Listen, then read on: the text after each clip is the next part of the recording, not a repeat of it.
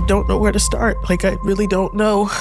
I have no idea where your paycheck goes. Where's the money? I would be pissed. Not at her. On myself. How much credit card debt do you have? Right now, like $1,000. Really? Yeah, don't do that. How long it gonna take you to pay that 1,000? Not even a month. He sees the balance and flips out. What's the problem? You know what?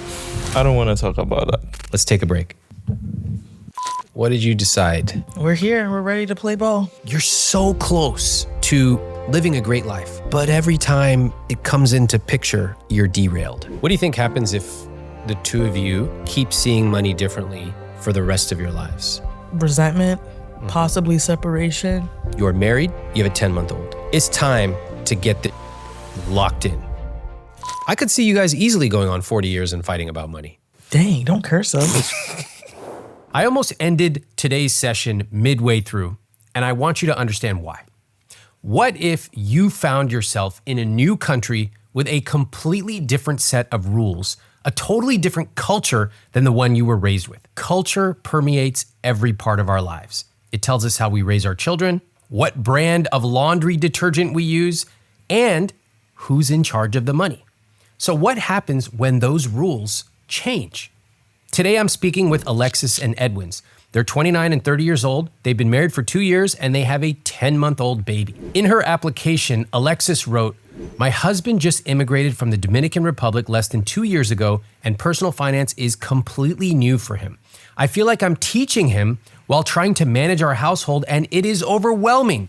We hate fighting over money, but the cultural differences feel like we are speaking two different languages." She also writes, "He still operates like a single man, and I hate it." There is a lot to unpack here.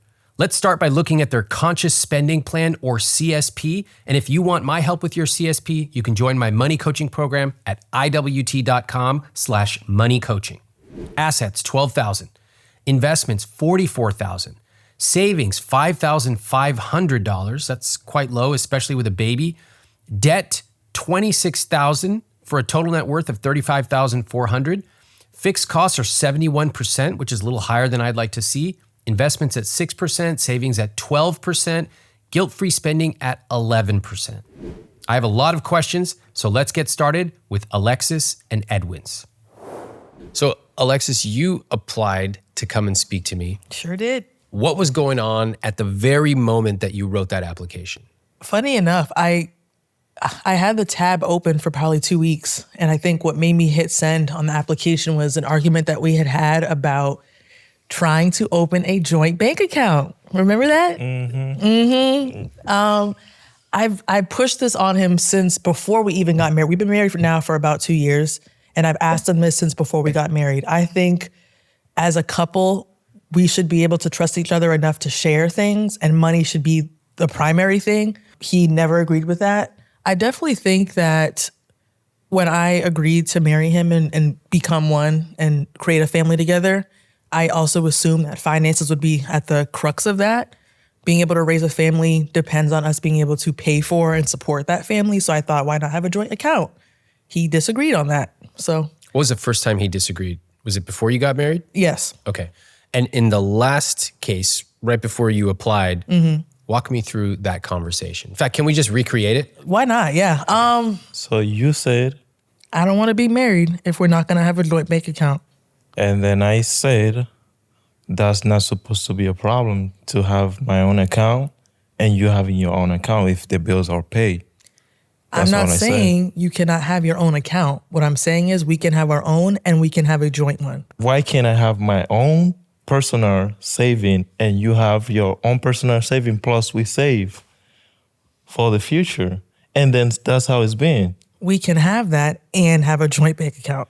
How does money flow in your relationship right now? I mean, it comes in and it goes out. Who gets paid? You get paid? Yeah. You also get paid too. So you both have a job? Yeah. Right. And then the money comes in where? Separately. Separately. And then what? And How? then he cash apps me money. Okay. I am the bill payer. I'm the saver. How do you know how much to send her? Because I know how much you spend, Okay. how much she has to pay. So you have a number every month. Yeah. How much is it? 1,000. 1,000 flat. Yeah. Okay. So you take that $1,000 and then you use it to pay bills. Yes, And that's it? that's it. Okay. Yeah. Sounds like a pretty simple system. I like simple. Yeah. Where's the problem? It's not always enough.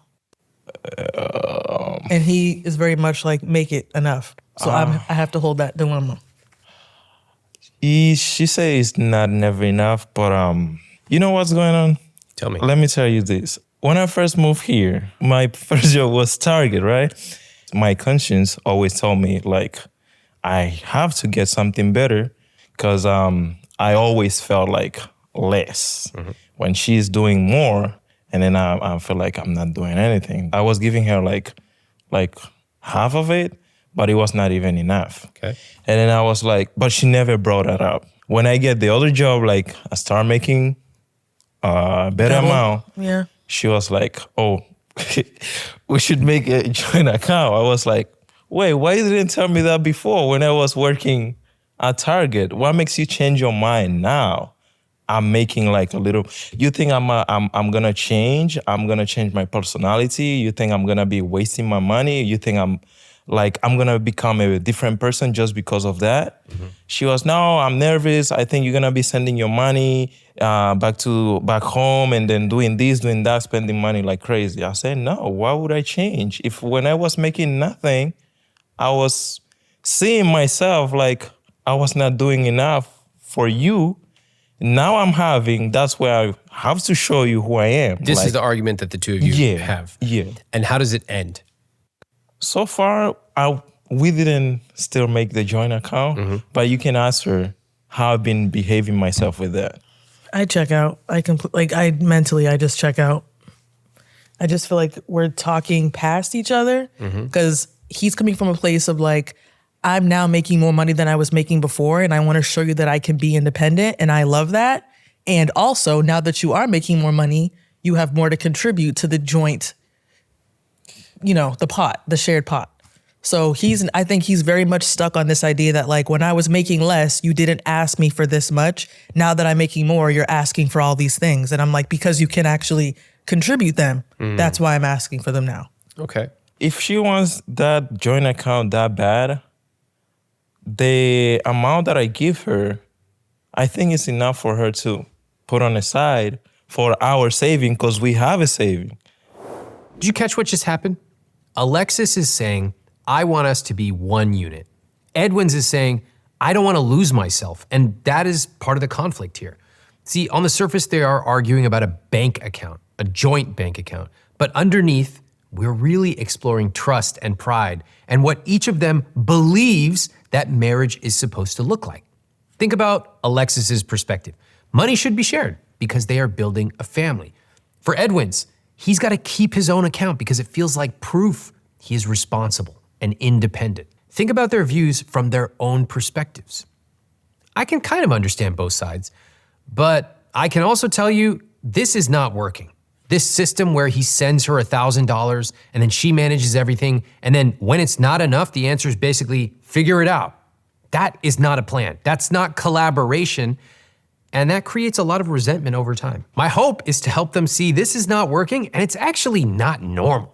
This is not a healthy way of dealing with money together, and there's actually a much better way to do it. The question is, can they budge on the way they look at money, on the identity that they have created for each other, for marriage, for money, so that they can come up with a healthier dynamic? Have you two talked about your cultural differences? They come up. You have a 10-month-old, right? Yes. Did you talk about differences in parenting culture? Yes. Yes, we do. Okay. What other kinds of differences have you talked about? I think parenting and money are the main ones. Parenting, money. And family values, I think, yeah. come up too. That's it? Don't you have a lot more cultural differences? What the hell? Oh, yeah. What food? What time Yeah, do you eat? yeah. You see, what do you like to do for that's- fun? that's- There's like a million. I can find them in 10 seconds. Yeah, I guess. That's a Do you ever good talk about point. this? Yeah. Or did it that's just come up? when it comes about... Okay, that's my answer. Yeah, I guess. You didn't talk about it. In fact, maybe even talking about cultural differences is cultural itself. Yeah. What do you think happens if the two of you who see money differently keep seeing money differently for the rest of your lives? Resentment, possibly separation, or just separate lives that are lived in tandem, but again, separately. Okay. It was striking the language you used where you said, I don't want to be married if we don't combine our finances. That's the one thing I got mad about it, because that's not what I was expecting for her to say. What would you expect her to say? If I don't know something, I will learn from it. Like, if you know that you know more about it, about money than me, I would prefer she said, okay, let's work on it. Okay. Have you ever told her that? No. Tell her now.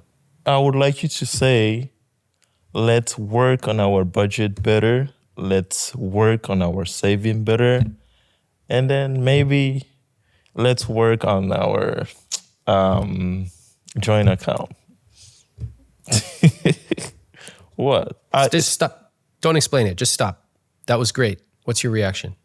I definitely feel like you shut down when I bring up money. So when you're asking me now to work on things with you, working on things with you requires us to talk about it. So if I bring it up and you don't want to talk about it, how do we work on it? If I write it down and say, remember the notebook I used to have where we would put our, I get paid every Friday. I put down when I got paid, how I'm going to pay for certain specific things, how I allocate that money. I ask you to do the exact same thing. You don't do it. How can we work on it? I have no idea where your paycheck goes. As I said before, I was not making enough. For me, it was not like a big deal to just give her and then the thing is, in my job, I'll be spending a lot of money cooking, buying food outside and all that since... Edwens, those are excuses. Why are you guys here? You each have a story that you tell yourselves that you seem very committed to. I used to not earn a lot of money, so therefore XYZ, ABC. Mm-hmm. You haven't, I tried to do that, you didn't listen, so how are we supposed to do this? Like, you all want to keep repeating these stories? Because if so, this will be a very short conversation. Or do you want to create something together? We want to create together. I want to. Yeah? Yeah. Okay. What I heard from Edwens was, I don't like that you talk about divorce when you're talking about money. I would like you to not do that. Mm-hmm. What is your reaction to that? I agree. Sometimes I think I take things too far when I really want to make a point and make you feel something. So I can apologize for that, and I won't do that anymore. Great. Yeah. How's that feel? Better. I feel good. Cool. That was great. And the opposite, you said to Edwens, when I try to talk about money, you don't want to talk about it. When I write it in a notepad, you don't want to write it. Mm-hmm. What is she really saying there? She's telling me she wants to know how I spend my money, what I do with my money. No, that's not what she's saying. Listen to what she's saying, not the story that you have. The story you have is somebody's trying to check up on me, right? Yeah. Yeah. You never even said that out loud, but it's so obvious. It's written all over your face. That's a story. She hasn't said that. What is she saying? She's just saying she wants information. Yes. So what's your reaction to that? I was not doing it, but I can do it. Now I can work on that. Tell her. I can work on that. Cool. Small details. Yeah. But what just happened there? We're connecting. Yeah. It kind of feels good. It does. It's like, what the hell? But so much of it is actually listening to what they're saying, not as soon as they start saying words, you bring an old story into the picture. This is marriage 101. Did you see what just changed? Nothing about their finances really moved, but they finally stopped arguing with the version of themselves that they had created in their heads. Alexis actually admitted that she takes it too far when she brings up divorce. And Edwens was able to see that when she asked about his money, she's not actually trying to control him. She's maybe trying to understand him, which is a totally different conversation. This is why when we talk about money, we are rarely just talking about the numbers on a screen. We're not talking about accounts. What we are really trying to figure out is, what is our identity? What is our relationship with our partner, with money, with the way that we see the world? And can we actually listen to each other without reaching for our old stories? How come everybody teaches you how to save, but nobody teaches you the skill of spending money meaningfully? It's a tragedy to end up older and older having atrophied at the skill of using your money to live a rich life. I need you to take this seriously. And if you need help planning your retirement and you want to go into scenarios and more specificity, check out Facet. Facet can help you make a plan that lets you use your money for the moments that matter to you. Facet charges a flat membership fee for financial planning, never a percentage of your assets. And you get access to a team of CFP professionals, always a CFP, always a fiduciary, who help you create a personalized financial plan that meets you where you are. They can help with big things like investments, moving across the country, saving for kids' college, traveling in retirement, estate planning, all of it.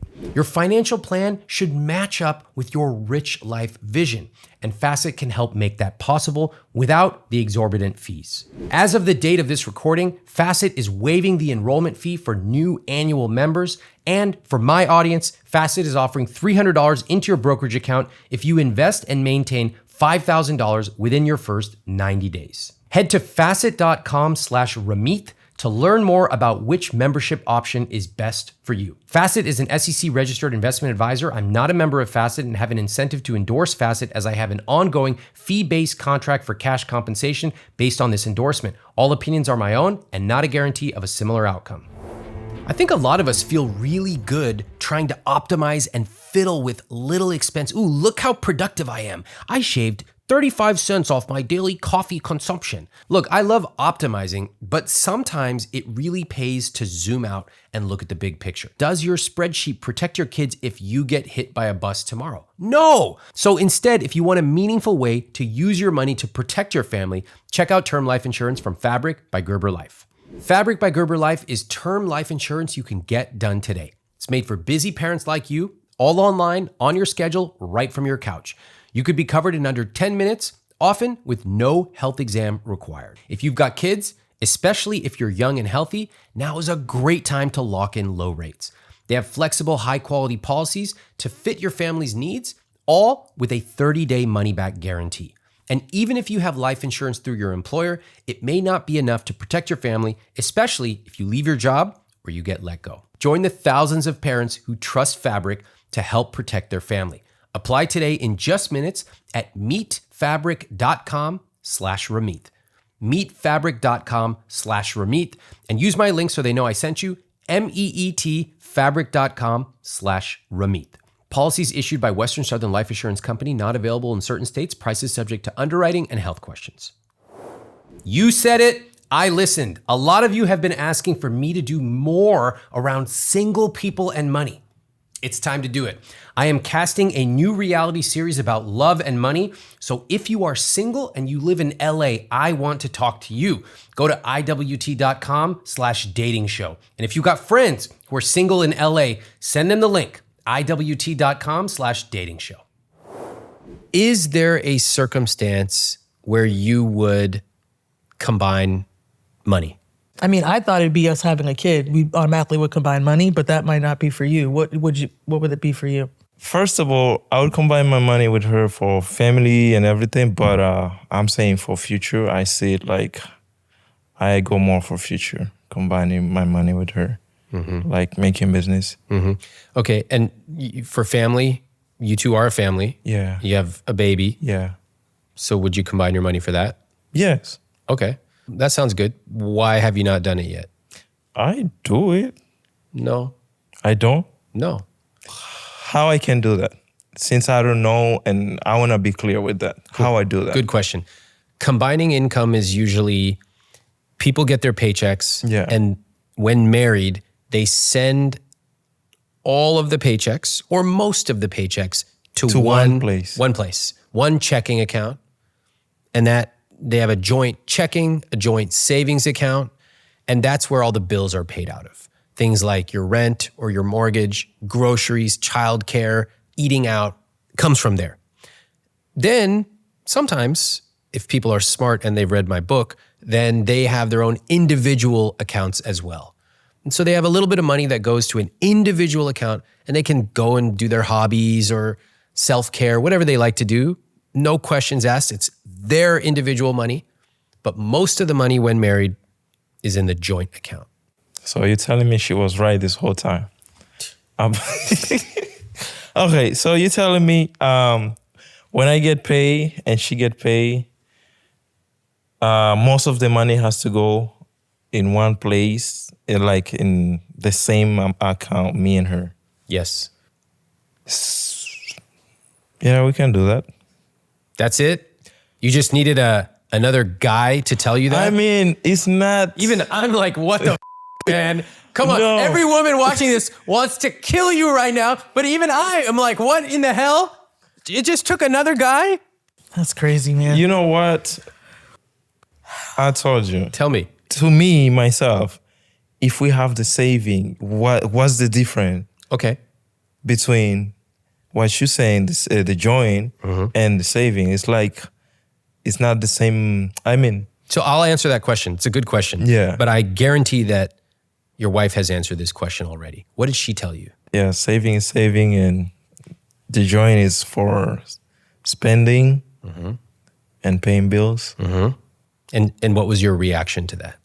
I didn't give her any answer to that, and I didn't react bad, but not good either. Yeah. Do you trust her with money? Yeah. Do you trust her knowledge with money?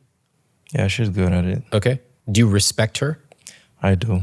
But if I really trust her 100% with money, sometime, nope, because I know she likes to buy stuff. Yeah, she's Like what? I like to buy stuff too. no, if she has to go to a trip, she'll be buying 100 stuff, using the credit card and everything. So you don't like that? No. Okay. Can I ask you a question? Yeah. Because you two have not combined your money. Can she afford it? Yes and no. Okay. Because if she can't afford it, she wouldn't be using the credit card. Oh. How would she do it? She would do it with her own money. Like, she can use the credit card. Like, for me, for big stuff. Yeah. Not for little things. Like, let's say a shoe, Okay. a little dress or stuff like that. Even if she has the money to pay it off? I mean, that's the point. Sometimes she would be, I will pay it when I have it. But if you know you don't have it, don't touch it. Have you all talked about this before? All the time. Okay. What's your take on it? Do you agree that you're spending on the credit card for stuff you can't afford? No. How much credit card debt do you have? Right now, like $1,000. Really? Yeah, don't do that. It's literally $1,000. It's never been more than like $1,500. Well, I at thought it was most. paid. It's paid off, and then I spend, and then I pay it off. That's how it goes. Okay. It's okay. This is a really big point of contention because this goes back to, I think, our cultural differences about money and the Yeah. understanding of what credit means, what credit cards are, how they're meant to be used. His idea that using a credit card means I'm borrowing money I don't have, when in reality, I have the money, but if I can also buy it on credit, get cash back, and then pay it right back after,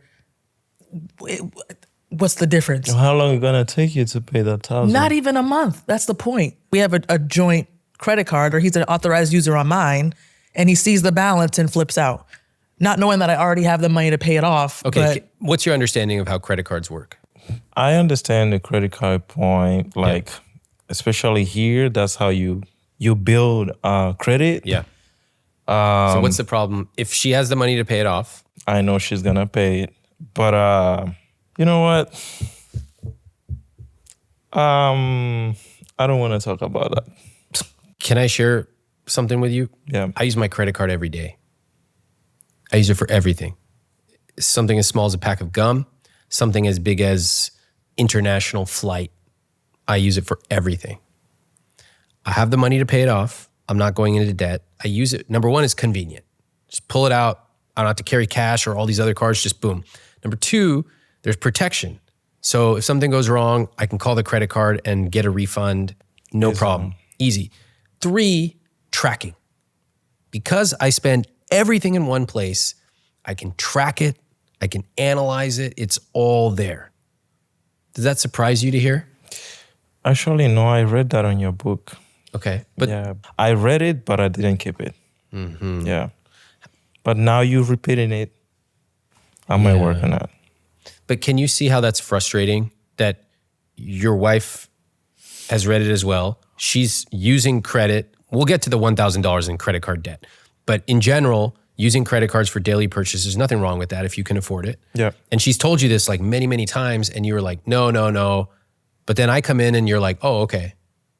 No, but I'm gonna tell you this. Back home, I got very in a bad way with the credit card. Okay. So since then, that's stuck in my head, and then I think like I kept it like it's just a bad habit. Okay. Yeah, that's it. Fair enough.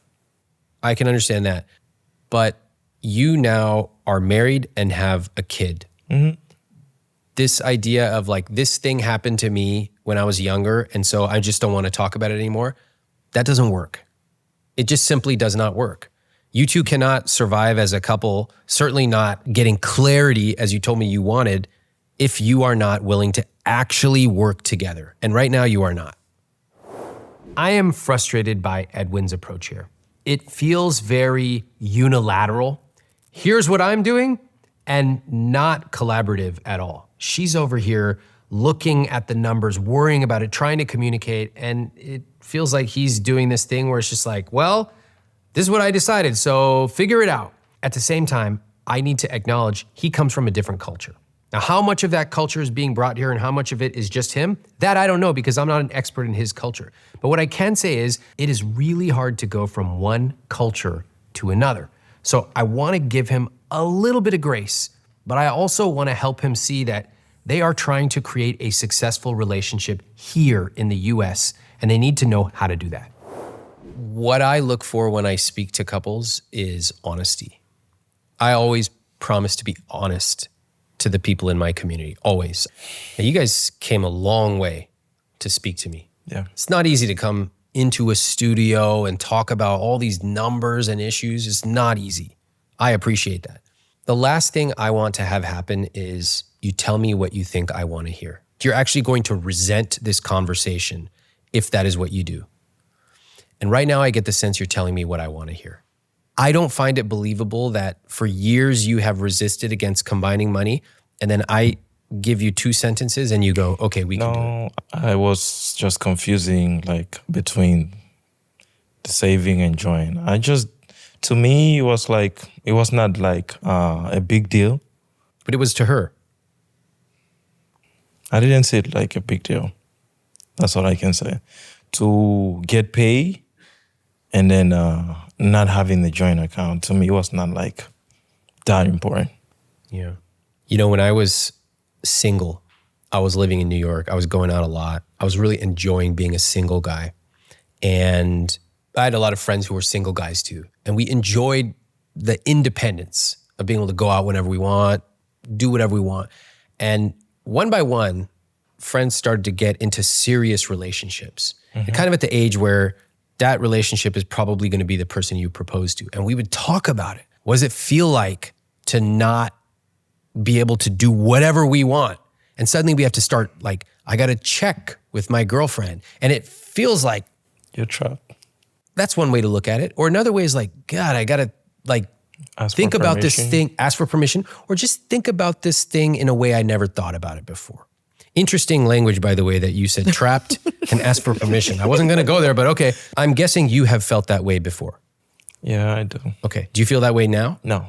Okay. I think that a lot of times many women are not aware that men think about independence and freedom even as it relates to a person that they love. Here's the thing. Once you get married, you have to find a way to see each other as first and your unit as number one. You can still have some independence. You are still a grown man, grown woman. You need to have your own hobbies and things like that. But the marriage comes first. And I can tell that that is not happening right now because even just now when I asked you, you said, well, to me, it wasn't a big deal. Well, I'm not interested in just to you because you're not just a single guy anymore. You are married. And in fact, you are a dad. So we have to completely recalibrate the way you are thinking about money and your relationship. Otherwise, this conversation has to end. I agree. Really? Yeah. So where do you want to go from here? I want to unite Okay. with her. What do you want to tell her? I want to apologize with her Go ahead. for not listening to her the way I supposed to before. And then I had to come all the way here to listen to a different person. I'm sorry. Money is a big deal. That is the reason that you flew all the way here and you are here today. So I appreciate the apology. I appreciate you accepting the apology. Now the question is, can we make some progress on what you both are here for? Shall we try? Yeah. Let's do it. Yeah, Okay, I'm let's in. do it. Alexis, you wrote this in your application. Ramit, we really need your help to make a realistic plan to buy a home within the next 2 to 3 years. It is both of our dreams to own something in this country, but it feels we may die as renters. God-forsaken renters. If we can't get on the same page. Wow. First of all, tell us about this disgusting plague that is renters. Tell us about that. I'm at war with myself about what it means to be a renter. I know renting is not that bad. There are benefits to renting. But I've fallen in the trap of being a new mom with a baby and wanting a backyard and a picket fence and an SUV. Wait a minute, and what the baby's 10 months old? I know, but I'm thinking 10 years down the line, I want another kid. Like, Okay. I want space. I think that's what it is can I have space and rent? I just don't see the two together. That sounds so crazy. And Edwens, do you feel the same way about owning a house? Yeah. Yeah. You looking? Like browsing. Yeah. All right. Can we take a look at the numbers? What was it like to do the conscious spending plan together? We didn't do it together. Who did it? No. You can take a guess. You did it. I did it. Yeah, I did Why it. did you not do it together? He didn't give me answers to his column. So I honestly just guessed. There wasn't really an opening to have a conversation to do it together. So I was just breadcrumbing and putting stuff on the spreadsheet by myself. I think it was just easier to do it by myself, honestly. Because again, I'm the one paying all the bills. I know all the numbers already. So I just put everything out there. It's got to be frustrating. A little bit. I'm also a control freak, so I don't mind it. Oh, you don't. Honestly. So what's the problem? Let's wrap it up. Well, yeah, it's annoying at times. That's it? So what? It's got to be more than annoying. It's got to be frustrating that your husband resisted combining accounts until another man came along and said, hey, you should do it. He goes, all right, sounds good. And then the CSP, which has explicit instructions to do it together, and then you couldn't get your husband to do it. Am I blowing this up into something it's not, or are you frustrated at this? Yeah, it is Just say, frustrating. It just is say. frustrating. Why are you not acknowledging your frustration? It comes across in your application very clearly. I don't want to make him feel guilty. There's a lot of value for him in feeling like the provider, you know, the husband, the man, and I think I want him to have that, and I want to provide that for him or like reinforce that for him. But it is frustrating that like I feel like behind closed doors I'm doing that. Edwens, is that an issue, being the provider, the man? At first, I used to feel like that, but now I feel like I'm not going to say we 50-50, but I can say it's like 45 and 50. Mm-hmm. Yeah. But 45, 55? No, 45, 55. For the income? Yeah. Okay. And then what about the fact that she's doing all of the work with the money? I just don't give that much value to what she been doing. Like, That's kind of honest. I never I'm- really heard I a guy mean- admit that before. yeah, that's. What if she just stopped? I'll have to do it myself. Yeah, why don't you? I would say I just see it like it's more simple for her. Oh, yeah. Simple, she's better at it. I'm getting frustrated. No, Oh, wait. really? Now I'm actually getting frustrated. Go ahead, tell me. If I literally stopped paying the bills, which I've done, you don't step in to actually do them. So to say that I'll have to do it, you don't. And then the bill doesn't get paid and then it's late. And then you still don't do it. So then I just do it. So I'd rather you just sit here and I'm sorry that I'm actually getting frustrated. I don't want to like, again, make you feel attacked and defensive. But like, You really don't care. I just feel like you don't care. I don't really like to be apologizing that much, but I'm sorry, Alexis. I'm sorry. I think this goes beyond apologizing. Yeah. I actually think if we were to just wrap it up right now, what do you think would happen? Things will go back to the way they already are. Yeah. I don't know if you see the dynamic between the two of you, which is, Alexis, you have taken on this role of, I'm going to solve things. In many ways, I'm going to be the mother figure, the parent-child dynamic. And he came here from another country. He didn't understand how credit works. So like, I have to do it and explain it. But then when you do, he is resistant, in part because of culture, which I respect. Coming to a different culture, American finance is very confusing from the outside. But also an unwillingness to listen. I don't think you are listening to what your wife is saying. Meanwhile, it goes back. You then attempt to comfort him because of this perception you have that the provider and he needs to be the man in a relationship, and a man needs to not be made to feel guilty. So you say things like, well, I'm actually a control freak. It's actually not that bad. It's easier for me to do it myself. So I will say, what you're doing is actually working. It is working for both of you. Bills get paid. He doesn't have to feel guilty. You don't have to do the stuff you don't want to do because she's paying the bills, and you can send money back and everybody's doing their thing. So it's working. It's getting you the results that you have built for. It will work until it stops working. And rather than address this, what you have both decided to do is let's go buy a house. We already got the SUV. Let's go buy a house. How does what I just said strike you? That petrifies me. But you're the one who wrote in asking for help to buy a house. There is no universe in which I'm in a dynamic like this and I would go buy a house. No way. Right. You know people who are in relationships that are not working and they go, you know what we need to do? Have a baby. And you watch them on TikTok and you go, what the f***? But is that not similar to what's happening here? It's exactly what's happening. I'm concerned that you're being a little too agreeable with me. You're agreeing with everything. And when that happens, especially for deeply held beliefs, then the minute you walk out of here, everybody goes back to the way they were. I'm concerned. There's so much, we pull one layer apart, there's another layer. Then there's another layer. And we haven't even gotten to the numbers.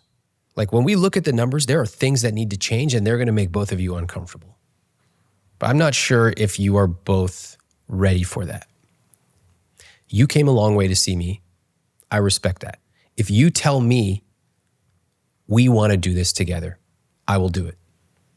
If you tell me I'm done, I'm done too.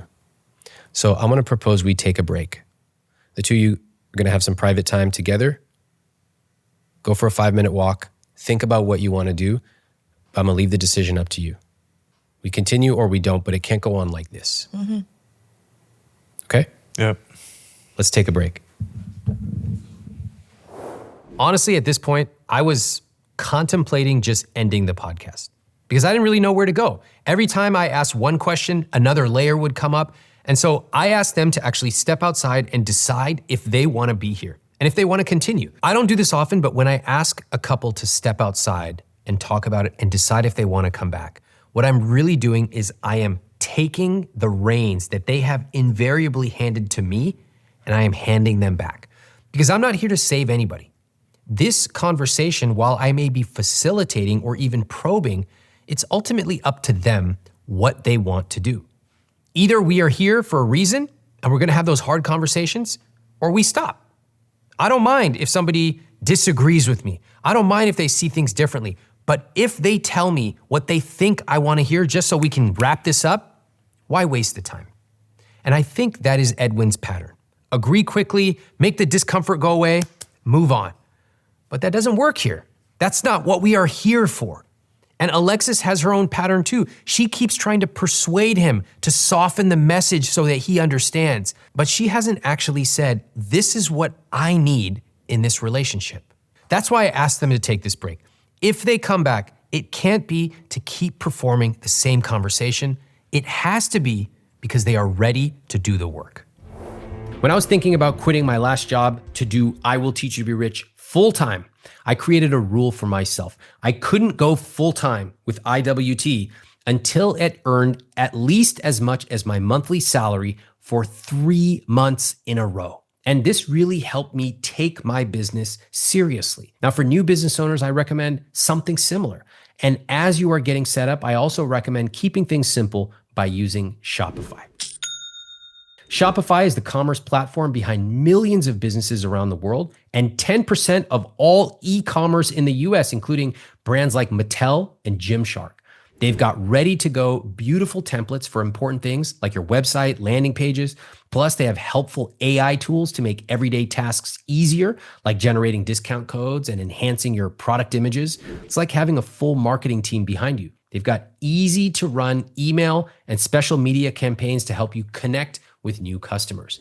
And everything is in one place. Tackle your inventory, payments, analytics, and more without having to jump from platform to platform. It's time to turn those what-ifs into with Shopify today. Sign up for your $1 per month trial today at shopify.com/Ramit. Go to shopify.com/Ramit.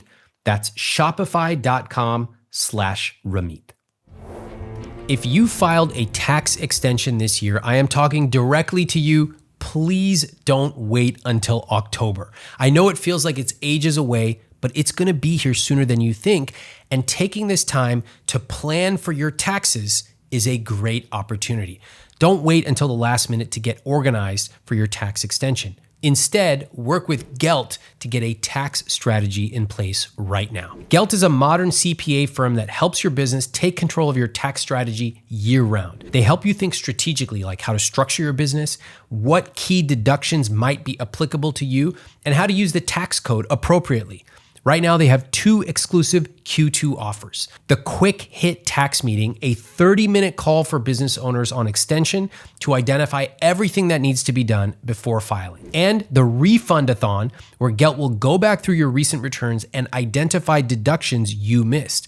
Both of these offers are only open for a limited time, so if you are self-employed or you're a business owner, now is the time to get proactive about your tax strategy. The smartest tax move you can make right now is not waiting until January. Gelt is taking on Q2 clients now, and there may be money from the past year still on the table. Find out if you qualify at joingelt.com/Ramit. Hey guys, welcome back. What did you decide? We're here. We're ready to play ball. Okay, Yep. cool. What happened? We talked. I mean, we came all this way. We have a goal we really want to achieve together.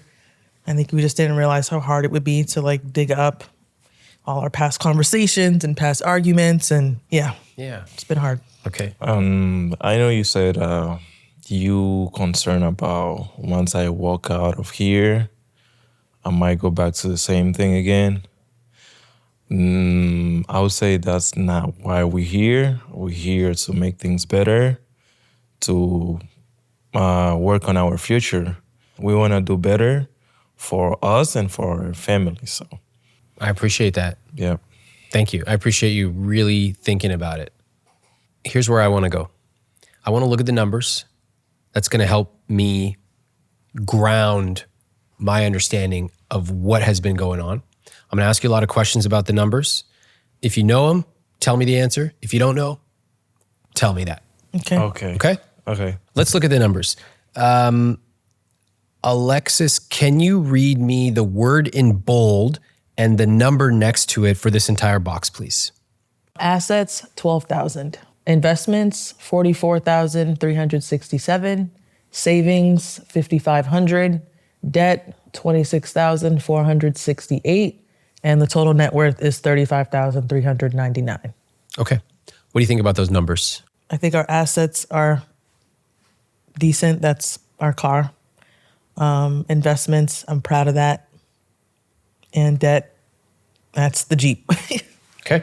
So not bad. Edwens, what do you think about those numbers? I think we are not bad, but we can be better. Okay. Yeah. Let's take a look at the income. This time, Edwens, can you read me your combined monthly gross income, please? 10,251. Okay, 10,251. So you make about $120,000 per year as a household. Yeah. Did you know that? Yeah. You knew that, Alexis. Did you know that, Edwens? No. No. Okay, 50%. Thank you for confirming my statistic. Yeah. What did you think that your household made? I was thinking about 80 something. Okay. Yeah. So you make a lot more than that, Yeah. like 30 grand more than that. So what does that tell you? That I make good money, I would say. That I make. Yeah, 40 grand more. Let's continue. By the way, what the hell are all these notes? It's like an essay on the side of the is. I CSP. know. What is this? I think those are things that like reflections I guess I was having as I was putting the numbers there. Yeah. I think that's more just me. That's all Just let me me. just read some of this because this is like, there, Yeah, why not? just for everybody not watching but listening. On the CSP, there's like several paragraphs of notes, which is like a description. You have a son, and we have a spending plan that helps us achieve our goals. Edwens refuses to combine finances for ego's sake. And then Alexis is frustrated. Edwens is big chillin' since he is making big money, according to Dominican standards. Well- Edwens, answer the question. Is it true that you are indeed big chillin'? Jesus. I was not expecting that at all from you. Yes or no? Yes or no? Answer the question. I would say yes. Yes. Yes. Yes. Let the Yeah. record reflect he is indeed big chillin'. All right. Let's go down to the rest of it. Fixed costs. What's that number right there? Alexis? 71%. Okay. So that's higher than we typically like to see. Usually like to see it 50 to 60%. Okay. It's at 71. It's high, but we could probably bring that down in some way. Okay. Next up, we have investments at 6%. Okay. That includes $200 a month for the baby, putting some investment aside. Yeah. All right. We have savings at 12%, including sending money back to Dominican Republic. Yeah. And then finally, guilt-free spending at 11%. Is that number accurate? You spend $1,100 a month on guilt-free spending? Yeah, about Eating out, travel. Amazon, Yeah. travel. Amazon. Yeah. Yeah? That's So about these right. numbers are accurate. All of them. Love it. Can I just say, I love the confidence in that answer. All of it. That's Yeah. what I want to hear. I don't need somebody to know how much they spend on lettuce every month. I don't care. But when I talk to somebody and I ask them their 4 key numbers, and then I say, are those numbers accurate? You better say all of it. That means you know your numbers. That is impressive. Well done. Okay, if this is the case, at 71%, what does this conscious spending plan tell you? I think we really try to balance between short-term and long-term fun. So savings is really important, but guilt-free spending is also as important. I think investments is something that I think we're both trying to learn better. So that's why it's a little bit lower, but definitely something that I really want to improve on as well. So I would say your word is balance. Yeah, We are that's the word. balanced. Yeah. Okay. Edwens, what about you? I have learned a lot from her when it comes to that. She enjoy more being out and stuff like that, but me, I'm like more home person. But I do spend a lot, like more eating, and I'll be spending money on food. Okay, so that's where you see your expenses. Yeah, and higher. also personal stuff like clothes and shoes stuff. So. Where's that? Clothes here, I see $150 a month. Okay, and that would be shoes as well? Yeah. Let's include shoes. So. All right. But it's interesting that when I asked, what does the CSP tell me about you as a couple? I heard balance. And then from you, I heard, I like to buy shoes and eat. And I think what you're probably noticing is like this recurring pattern you have of answering as a single guy. Yeah. I'm not interested. Can I just tell you, like, we have 2 people right here. We have Okay, Edwens, the single guy, and Edwens, the married man. I'm actually not here to talk to Edwens, the single guy. Okay. So can we Yeah. get rid of him? My bad. All right. Talk to me as Edwens, the married husband and father. I would say we try to have balance for everything. Does anybody want to make a change to this? You want to make a change, Alexis. If you Definitely. could change anything, what would it be? Bring our fixed costs down. And if we can't bring it down, then at least let's divide it up a little bit more equitably. Okay. So speaking of the equity of this, let's look at the income. What's going on with the income here? One person is making $10,251 a month. Who's that? That's you, Alexis. Edwens, what's your income? Also, why is it not on here? He doesn't know. Oh, The thing is, I didn't check my pay stub stuff before I come here. But I would say, let's say if I said how much I make every 2 weeks, can we get to that? maybe, but I don't really want to do the math. Oh, okay. You knew you were going to get your ass roasted coming here, right? You knew it. Like you couldn't even pull out your pay stub. Honestly, like walking in here, you're lucky this is all you've gotten. I'm tempted to tear your ass apart. Can't even pull up your gross income? That's the easiest question of today. You knew it was going to happen, right? Yeah. Okay. Enough said. I don't need to belabor the point. You have your net, which I think is because that's how much comes into the account. Yeah. Okay, cool. All jokes aside, this is the kind of thing where if y'all want to take it to the next level, to be connected, like this is actually the simplest thing of all. Pulling off a pay stub, we shouldn't even be talking about it. Yeah. We should be far beyond that. Cool? So I'm trying to set a standard for what we do together because this is easy. Right. This should be done and we have more complex things to tackle. All right? All right, so your take-home pay is $4,000, Edwens. Yeah. Okay. And the net income for you, Alexis, is about $6,000. Cool. $6,000, $4,000, roughly $10,000 take home. $10,000 take home, but your gross is $10,251. Oh, because you didn't. Okay, y'all see what's going on here? This is probably more like, I don't know. I'm picking a number. Don't get mad at me because I'm wildly wrong, but it's something. 6,000, which means your gross income is like 16,000 a month. Yeah. That's a lot more money. That's how That's much how you it make is? before taxes. Yeah. Per month? Yeah. Bi-weekly is times 2. Wait, if I yeah, 6,000. Yeah, that's it. Yeah, that sounds right. Yeah. I don't know what your gross income is, but I know that it's like at least $150,000. So considering, Edwins, that you thought you were making 80, you're probably making double that.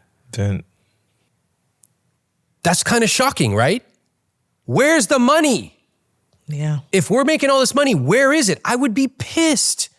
Not at her. on myself, Yes. we don't see the money. You only see what's in your account and then you transfer over. You don't have a unified view of your money. How can you see it if you don't all look at it? Wow. So the two of you make 120 net. That's after tax, which means you make, God knows, but 150, 160, something like that. It's a lot of money. So your fixed cost is 71%. Let's just go through them real quick. Your rent is $1,875. That's pretty low. Small place, but quite low. 12% of net. That's amazing. If it were me, I'll be like, don't move. Stay there for as long as you can. What's going on right now? You're confused. Yeah, I'm kind of confused because did you do that right? Because Of course I did. This is how I know you don't know our numbers because, yeah, this is all right. 12% of gross yeah, for your household, not net, gross, is amazing. And you're like, why is this guy saying amazing? I don't feel amazing, right? yeah. Okay, let's That's keep- how I'm feeling. I'm just That's being fine. honest. That I respect that. Yeah. Two things. Number one, your feelings are often not the same as the actual numbers. Yeah. That's very common. You know how many multimillionaires I talk to and they go, oh, I don't have enough. Ramit, I'm not wealthy. I'm actually just slightly making it by, shut the up. You're wealthy. Oh, Their feelings are out of touch with reality, probably the same way yours are. yeah. Okay. because- Next, we got to go through each of them so you understand. Yeah, maybe at the end I might Okay. be open. Yeah. All right, listen up. Utilities, 170, fine. Insurance, 1,043.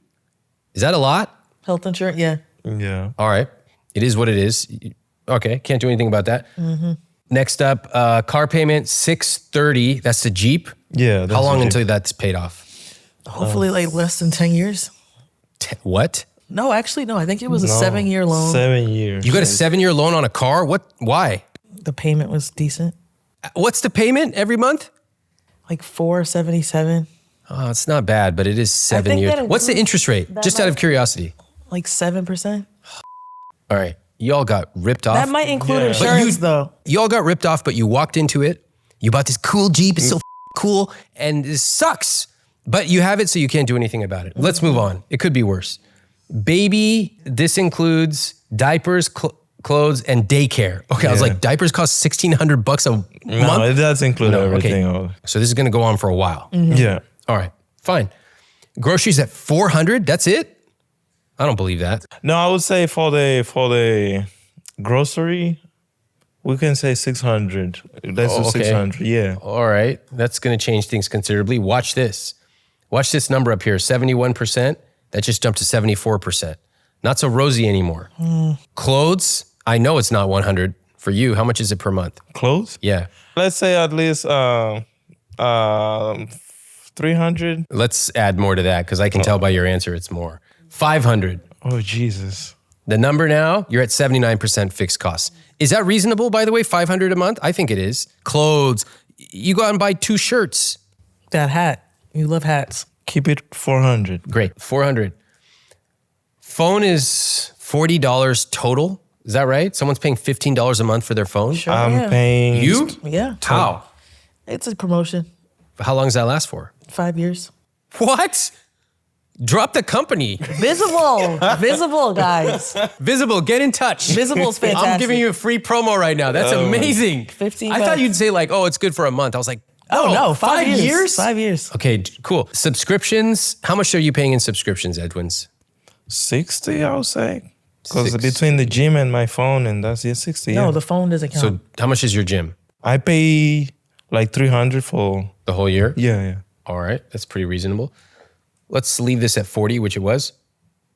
And then we have miscellaneous, which is stuff you have not counted. We always add in 15% miscellaneous for stuff. In this case, it's $1,000 a month, which is a lot of money. I want to point out that you're at 77% fixed costs. Now, let's give some context. I don't mind higher fixed costs if you have lower guilt-free spending. Some people are like, I want to live in a nicer place. It's important to me. We're going to eat out less. That's totally up to you. In your case, that's effectively what you have done, but you're overspending because look, it now only allows you $438 a month for guilt-free spending, and I know you're spending more than that. Yeah. So what has happened here is you're actually spending more. Are you drawing into your savings? Have you noticed Sometimes. your savings are going down? That's why. Yeah. Yep. And I will point out one other thing, which is you'll have a super cheap rent.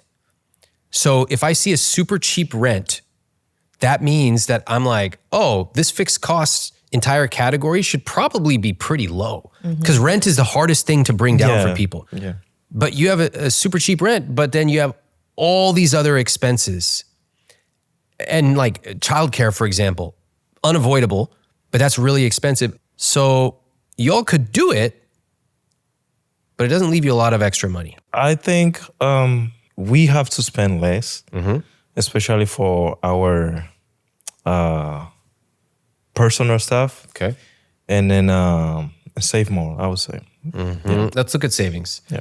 So right now your savings are at 12%. Not bad. 12%, I like to see that number 5 to 10%. But like if you make more, considering the two of you make more than the average person, I like to see that number up because you can afford to save more. So 12 is good. I wouldn't mind if it was like 15. Okay. I'm looking at your investments at 6%. A little low, in my opinion. You have 44,000. Have you calculated how much you will have in the future? I feel like I did that a year ago. I haven't done it recently. And what did you end up with? Close to $1 million? Okay. Is it enough? No. Hell no. Yeah, not at all. So how come there's no focus on increasing that number? I feel like I'm pinching right now. Have you talked about this with Edwens? We don't talk about retirement. That's not even a conversation right now. I just got him to open up a 401k with this current employer. So that took a lot of like educating and explaining. Yeah. And so we haven't even really gotten into it. What's happening here is way bigger than just a pay stub. Alexis is not just managing the bills, she's also trying to teach Edwens how money works in a country he didn't grow up in. And that includes concepts like credit cards, 401ks, joint accounts. All of these things might seem obvious to you if you were raised around them, but they're not obvious to everyone. So I want to give Edwens some grace. It is hard enough to learn an entirely new financial system while also becoming a husband, a father, building a life in a new country. Now, I'll give him grace, but that doesn't mean he gets to opt out of this process. Because right now, Alexis is carrying the numbers and the planning and the worrying. She's taking it all on herself. And if they want to be a real financial team, he's got to stop seeing money as something that she is in charge of and start seeing it as something that they own together. Does it feel weird to have to learn about money from your wife? It does, but at the same time, I feel like I feel good with it because I have learned a lot from her. Uh-huh. And then when she will talk about, like, for example, a 401k, she's like, hey, you should open one up. What's your reaction to that? I say yes because I of course I wanna have my retirement too. Cool. Yeah. All right. You have money being set aside for this house. Can you just clarify that for me? We really want to own something. Mm-hmm. We've only rented for 2 years. And again, I've also lived with my parents before we were married. So I really haven't even lived on my own long enough. But I feel like the money that we're spending on rent doesn't feel worth it. Mm-hmm. And I feel like if I was to own something and have space, I feel like I'm actually spending my money on something of value. And so that's what I'm saving for. Got it. And the way that you are saving for a house is looks like you're putting money in an investment account. Partially, and I also have a high interest or high yield savings account. Okay, so I see $400 a month going to retirement taxable account. Right. Which includes your Roth IRA and house fund. Right. And I see a long-term emergency fund of $600 a month. Yeah. Okay. And then there's another question I had on savings. Edwens, it says, sending money back to Dominican Republic for family support. Tell me about that. I do that every 2 weeks. I send. Sometime I might send 260 if my son. I have another son back home. Okay. If he needs like something, a little toy or something, but normally it's 200. Okay, so straight. 200 every 2 weeks or 400 a month. Yeah. Okay. Any issue with that? None. So far, Okay. no. So far. That was a non-negotiable from the beginning. I understood it and it made sense. So we always factor that into like a bill. Was there something I read in the application or something about, like, if you combine money, then you're concerned that she is going to check on how much money you're sending back? Yeah, that was like my personal saving. I was like concerned about that because I feel like she was digging too much. Okay. No. Doesn't sound like it. I was just scared, like, to have my little saving on the side. Like, I feel like she would have a problem with that, and then that was my concern. Was it a real concern? Yes, I told you everything come up to my head when I switched up. When you started making a lot more money? Yeah. I was like, It's kind of weird. Like, you started making a lot more money, and then it seems like you became very protective of your money. No, it's not protective. Like the way she react, I wish I recall the moment when she is like, "Oh, you finally gonna be making money. Like, you might change. Things might change." I said, "Oh," and then I was like, "Wow, why she's reacting like that?" Like, but can I tell you, like, if my partner was not making money for a long time, okay, and I was like covering a bunch of expenses, and then suddenly she got a good job and she started making a lot more money. First of all, I'd be really excited for her. Congratulations, let's celebrate. And then I would also be like, let's talk about it. Like, we got to have some of that money come towards the family. Yeah. Right? But I was not against that.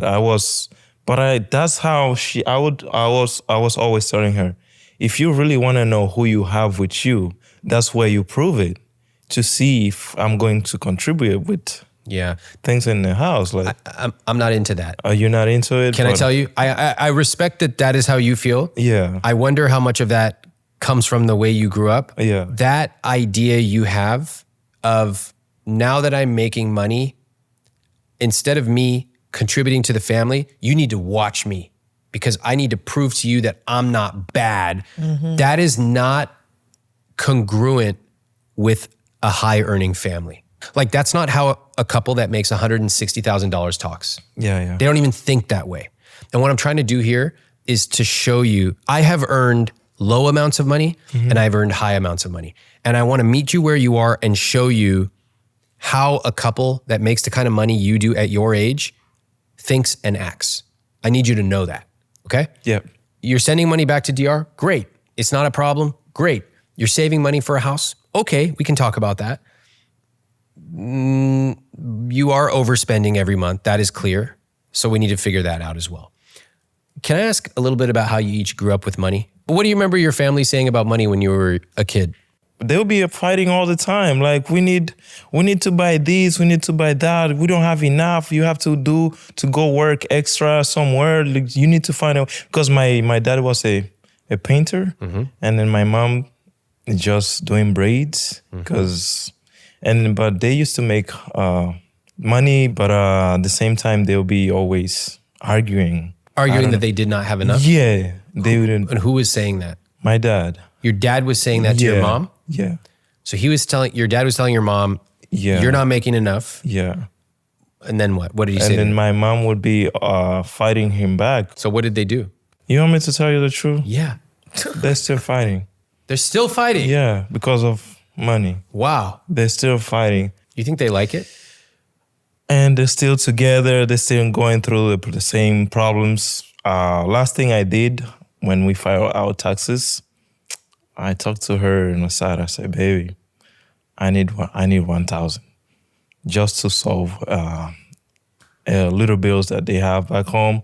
Because I know they were crying about it all the time, just to not hear in the phone call or can you help me with these and blah, blah. I say, baby, just please borrow me that. And then I'm just gonna fix that problem back home so I can be in peace. What similarities do you see between your parents and what's going on right here? Money arguing? Yeah. How long you been fighting about money? Since we got together. Yeah. Yeah. And your parents have been married how many decades? Ooh, they've been together at least for 38 years. 40 years. Yeah. You all been together 2 years. You want to fight for the next 38 years? No, that's not our plan. Oh, really? No. Okay, good. Because that sucks. Yeah, that's we've seen too much. It is amazing to me that, I meet a lot of people who grow up with parents who fought about money all the time, and then they're in exactly the same situation. And they don't go like, I'm sick of this, sick enough to make a change. They just go, it's kind of annoying, and like, I wish my wife would do this or my husband would do that. They don't say, I'm so sick of this, I'm gonna find a way to put an end to it. I could see you guys easily going on 40 years and fighting about money. Dang, don't curse us. It's not a curse, it's just reality. Jesus. There is no changes you have made on your own that would prevent you from fighting about money. I'm not trying to be a hard ass. I'm trying to tell you what I see. You came to ask. In fact, if anything, the two of you have moved further apart with your money. As you started to earn more, Edwens, the two of you have moved further apart. Yeah, I can say. That compounds over debt. Soon it's impossible to get out of it. Yeah. So there's that. And then this sort of like idea of roles and like man and woman, that's present here as well. I'm pointing this out because a lot of times we do things, we don't even know why we're doing it, but it's because that's what we saw growing up. You're right. And I think, there are cultures where a man handles money and a woman does not. There are cultures. Yeah. There are also cultures where it's the opposite. Man makes the money, brings the paycheck home, gives it to his wife. She handles it for the entire family. Now, you all can decide what culture, what practices you want to adopt. You decide. I guess that's what I was trying to do with her, but... You were trying to do that, right? Yeah. Okay, so can I ask you, like, the way you were raised, does the man make the money and then give it to the wife? That's how it works. Okay. Because back home, it's like, if I'm married to her, she'll be... If she wants to work, she can work. But mostly, the men don't allow the women to work. It's like she would be home taking care of the kids, and the man would be the one who make the money and provide for the house. Okay. Yes. Were you aware of this? Yeah, Okay. absolutely. And so when Edwin says he was trying to make money and then bring it back and basically give it to you, do you see it that way? Yeah, I do. But I also think, again, we're in a relationship where the first 2 years of us being together was long distance. I was flying to DR to meet with him and spend time, and then I would go back home. So there was no need for him to send me any money. And then when he ended up coming here on the visa, we were engaged. He lived with me. I was managing everything because he couldn't legally work in the States. So there was never a time where he had to do that, nor could he do that. So that just wasn't our story. Do you feel like it kind of just glided into where you are today? I did. Okay. Like there was no, okay, let's turn the page on this chapter. Let's all Right. sit down. Things have changed. We're married. Right. Let's adapt our accounts. It was just like, okay, we're married and keep doing what we're doing. Yeah, Exactly. it was like that. Yeah. Okay. That's common. It's very common, but we can make a change. Let me tell you what gives me hope with Alexis and Edwens. They have a high income. That actually solves a lot of financial problems. Because they have a high income and low housing costs, they have put themselves in a position where they can fix a couple things that need fixing. But you know what worries me? It's not about the income. They could double their income and it would still worry me the way that they talk to each other. The way that they do not yet truly see themselves as a unit, but they both see themselves independently. And in fact, when they talk, they fight, they jab. It would be hard enough if the two of them were born in the same country, state, even same city. They would have a shared culture. They have a different culture. And so that is going to take some time and a lot of conversation to bridge. They have hard work ahead of them. There's no doubt about that. But they can do it if they are united as a team and they go through it knowing both of them have a plan and they're doing their very best. One of my readers shared with me an account of somebody who can find other people's Instagram accounts with as little information as possible. For example, her record is finding someone based on 3 facts. He lived in Brooklyn, he had brown hair, and he went to her gym. They didn't even know the guy's name. They still figured out who he was. And this is another reason that I pay for and use Delete Me. If this person can find somebody's account using just 3 pieces of information, just imagine what scammers and data brokers can do to you. Delete Me is a subscription service that removes your personal data from the internet. We're talking about things like your full name, email, phone number, address, even your parents' names, all found and removed. They've been the leading expert in personal information removal for the last 15 years. They were recently named Wirecutter's #1 data removal service. And I personally use and pay for Delete Me. And I love it. And I know you will too. You'll get 20% off all consumer plans when you go to joindeleteme.com/Ramit and use promo code Ramit at checkout. That's joindeleteme.com/Ramit, code Ramit for 20% off. Have you ever set a standard for what you expect in your relationship? I set a standard for us to have to do therapy. It lasted a little while, How long? like 2 or 3 months, Okay. and then it fell off. I'm not the best with accountability. I also think I'm not the most consistent. He tells me that all the time. So I think when I'm not consistent, I can't hold anyone else to a standard to be consistent. Sometimes I feel like guilty for that. So then I think to hold you to a standard that I can't meet myself just feels inconsistent and pointless. That's pretty honest. Do you know why I asked the question? Probably because he gets to do whatever he wants. When I talk to both of you, what I hear is you're making way more money than you realized, like tens of thousands of dollars. I actually think your CSP looks pretty good. Like I'm pretty impressed, especially having a young baby. Childcare expenses, like honestly, it's pretty good. Your rent is super low. You made a couple decisions I wouldn't have made with the Jeep, but it's not horrible. You're saving, you're investing, your income just went up a lot. That's amazing. And like, you're so close to, if we're on a boat, both of you picking up the oars and starting to row together and moving so fast, accumulating so much, living a great life. But every time it comes into picture, like, oh, okay, let's pick up the oars, let's go together, you're derailed. One of you derails each other, you derail yourself. You're just not ready to operate as a team. Since we've been here, sitting here and everything, from your perspective, you see we can do it. Yes, I have no doubt about that. Alexis. I mean, I believe that too, but I feel like I've been here before. I've met with like financial advisors. I've done like my job has like the employee assistants, people that you can have a couple sessions with. I've done all this, the coaching. I've read the books.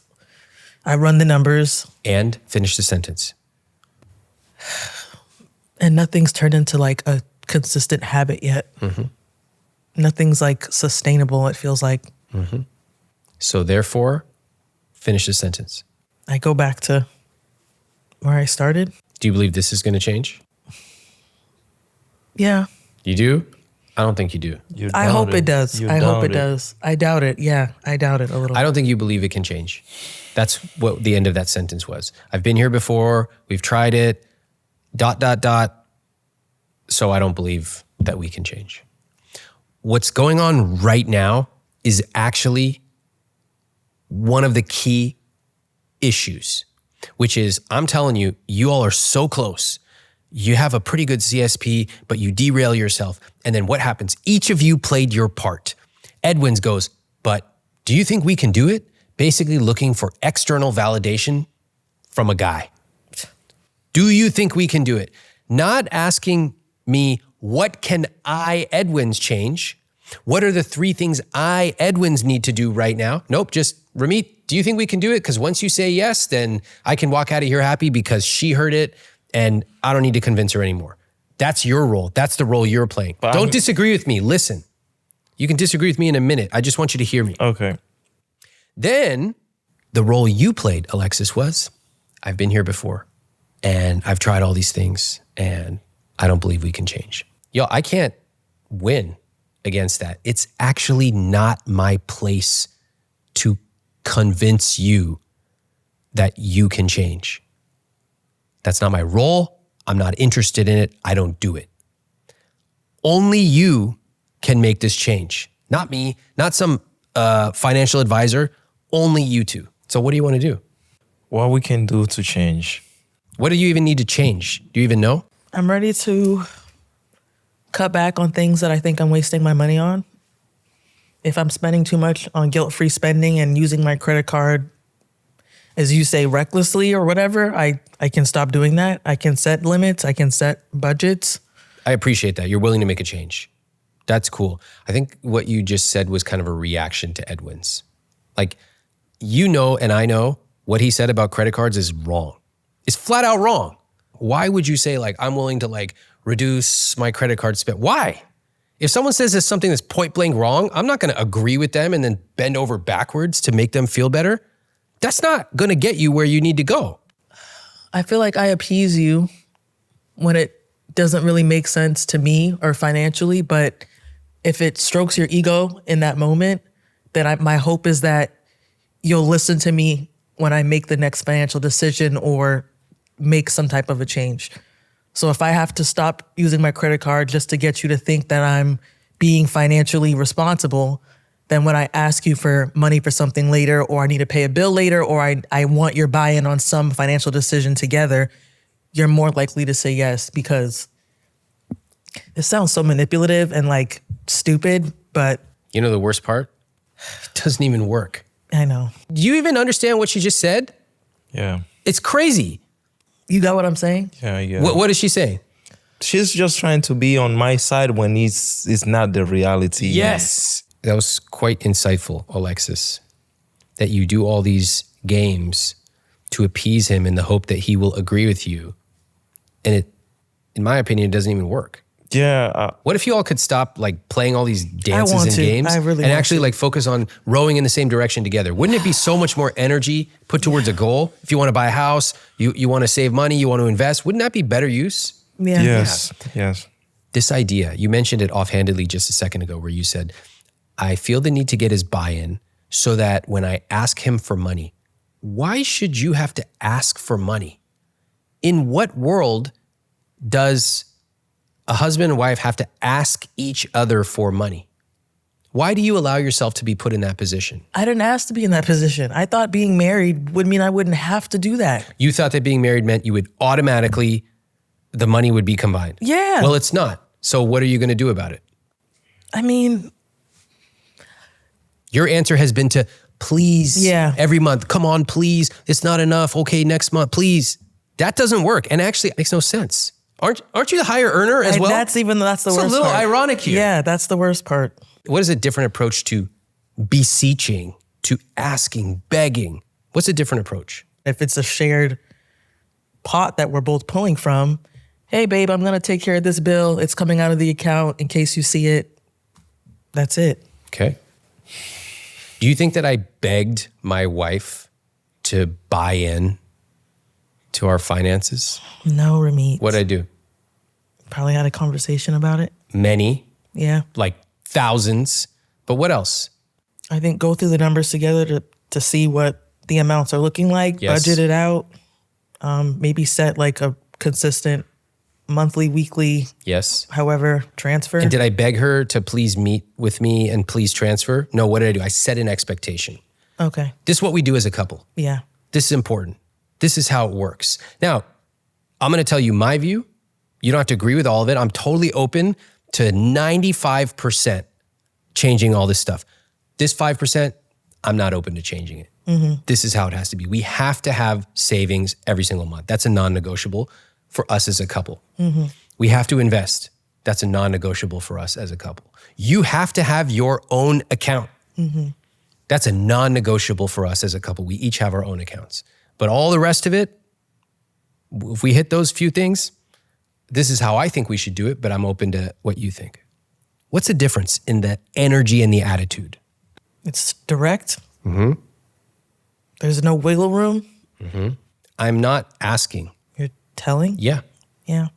I feel like telling gets a bad name. Oh, we need to ask everything.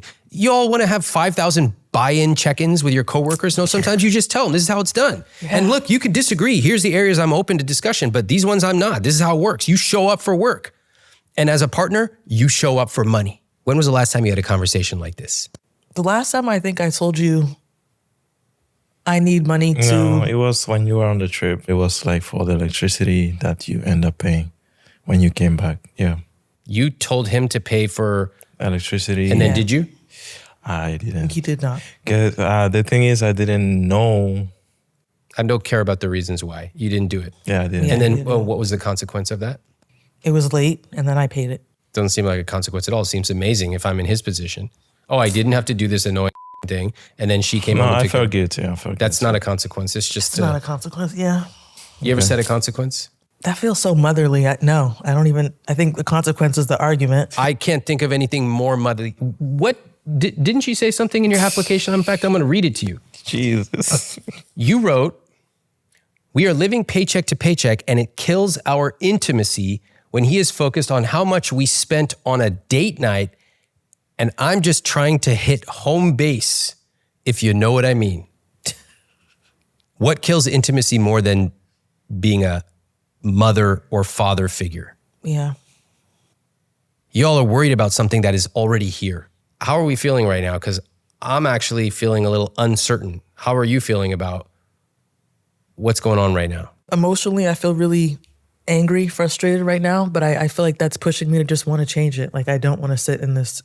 Ramit, I know you have said that a lot. Like, I have to hear from another man to change my lifestyle. But if listening and learning from another man to be better at home for my family is going to make me change, yes, I want to listen to it. Okay, I appreciate that. Yeah. I appreciate that. And I want to change my lifestyle. Okay. Yes. I appreciate Maybe I was needing that little push to see things clear from you, from her. I'm taking this as an opportunity Good. to do better. That's what I want. Yeah. Now, I appreciate that. I'm glad. Actually, hearing from both of you on how you're feeling right now is really helpful for me because honestly, I feel a little combative. I don't want to. I don't want to. And it's funny because your CSP is pretty good. What I'm feeling as I pull on one thread, I hear another layer and then another layer. And I wonder if you would be okay with me just being very direct with you. Yes, Please. be direct, please. Yeah. Please. Okay. I think that I have a lot of respect for you coming to the US in a different culture and going through, a long distance relationship, then not being able to work, then getting a job at Target, and then getting this much higher paying job. Like tons of respect. Incredible. I have a lot of respect for what that also took for you in helping somebody come to the US and realizing like the things that we take for granted if we're born somewhere, like it's actually not obvious to people. A lot of things that anybody does in any country are quite confusing to somebody who's not from the country. Okay? With that said, you're married, you have a 10-month-old. Yeah. It's time to get this locked in. And right now, the dynamic here needs radical change. If you do that, you could actually live an amazing life. What does it take? Right now, the two of you are not acting like partners. We have a parent-child dynamic. Your mom, you're the sort of adolescent son who just lets her handle everything for you. And the way that this manifests is in so many different ways. Alexis, you are constantly coming up with different ways of trying to reach him, to try to placate his emotions. And you have these stories about he needs to be a man and feel better. And if I do X, Y, Z, ABC, 1, 2, 3, then maybe he will finally see it my way. And you don't realize you've been playing the whole wrong game the whole time. Edwens, from your perspective, why would you change? You just started making a lot more money. And, I don't want her to meddle too much in my money because she's only asking now, not before. And anyway, combining money, I don't know, that feels like I'm going to get looked over my shoulder. And anyway, things are fine. I send my money and it all works out. And if the utility bill doesn't get paid, she comes and takes care of it. Guys, this doesn't get you anywhere. You're just stuck here. If I checked in with you 10 years from now, you'll be in exactly the same position. Same cycle? Exactly. It's the same cycle your parents are in. Wow. So there is a way to change it, but it involves radically reconceptualizing the relationship here. Alexis, you are no longer the mother. You are no longer responsible for fixing the money in the relationship. You set the expectations. Here's what I expect. I expect that we have a joint account and that both of our incomes are going towards it. Then from there, our bills are paid and then the savings and all that stuff, just like in Money for Couples, and then a little bit of money is sent to each of our accounts every month. That is my expectation. Next up, I expect our savings rate to be this. I expect this. I expect that. I'm open and willing to talk about it. If you have a different opinion, bring it. If you're not sure what some of this stuff is, let's talk about it. But these are my expectations. And then you have to be willing to do the hardest thing, which is ask yourself, what will you do if Edwens does not follow through? What are the consequences? Because in the utility case, he didn't learn anything. In fact, if anything, he learned not to do it because you're going to come and save the day again. What would a natural consequence of that have been? Let the bill be past due. Yeah. And then past due and past due until eventually the power is off. Mm-hmm. Now, the question is, are you going to allow yourself to do that? I will. Okay. And then for Edwens to know, this is his responsibility. That means that the two of you, when your money is joint, which needs to happen immediately, then you decide, here is who owns what. You cannot be responsible for all this. It's actually disempowering to him. Mm-hmm.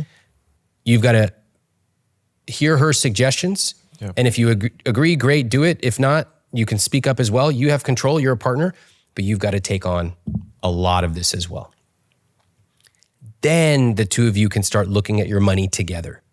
You can look at your actual accurate CSP. You can say, wait a second, right now, if we just fast forward, we're not going to have enough to retire. We need to start putting money aside for that more. hey, right now, if we want to get a house, it's going to take us 18 years to save for a house. I don't want to wait that long. We got to put more money here. We got to cut money here. But like, we can go through all these exercises, but it's kind of pointless unless the two of you actually start behaving as partners. Yep. That's my direct feedback. What do you think? I can do that. Yeah, that's perfect. That's it? It's easy? I didn't say it was easy. It's It doable. sounds, yeah. It's doable. I think it's gonna be an uphill battle for me to just again accept the fact that I can't save him from himself. Because again, that just reinforces the idea that I'll come in and save him every time. So I need to stop that, and I will. I want to be there 50-50 with her. I want to learn how to pay the bills and everything, and so we can be good. That's good. I appreciate that. That's great. And all I want is to be 50-50. I just want to feel like I have a partner. So I'm like, if you're able to carry half the load, I can carry my 50% and not complain about it. I'm like, that's fine. Alexis, what do you remember about your childhood when it came to money? What did your family used to say? So many things. I like just realized recently that I think I've been through a lot of financial trauma with my mom specifically. She's just like our dynamic. She's the breadwinner in my parents' relationship. But it wasn't always that way. I guess before she had my siblings and I, my dad was the breadwinner. When she had kids, she ended up being a stay-at-home mom. And he was working and making money. He, for the most part, would give money to friends and family, would go on trips, fund all the family vacations and stuff like that. And then mom found out that he, I guess, was funneling money through an organization. There was a lawsuit.